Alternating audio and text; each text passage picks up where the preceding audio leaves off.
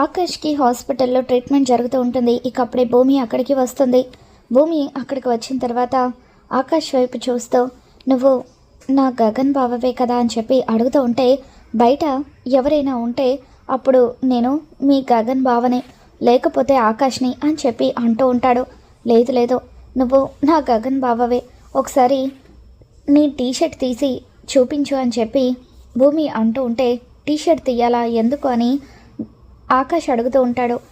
మా గగన్ బావ వీపు మీద పుట్టుమచ్చ ఉంటుంది, ఇప్పుడు నీ వీపు మీద పుట్టుమచ్చ ఉందో లేదో చూడాలి అని చెప్పి భూమి అక్కడున్న కత్తెర తీసుకొని ఆకాష్ టీషర్ట్ని కత్తిరించేస్తుంది. ఇకప్పుడు వీపు మీద పుట్టుమచ్చ లేకపోవడంతో భూమి ఎంతగానో బాధపడుతూ అక్కడి నుండి వెళ్ళిపోతుంది.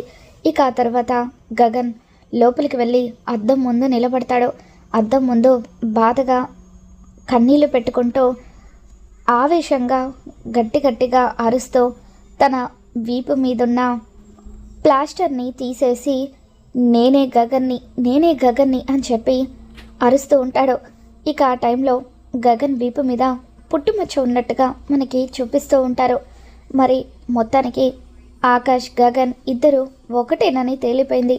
మరి రాబోతున్న ఎపిసోడ్లో ఏం జరగబోతుందో మళ్ళీ మన ఛానల్లో తెలుసుకుందాం. ఈ వీడియో మీకు నచ్చినట్లయితే తప్పకుండా లైక్ చేయండి.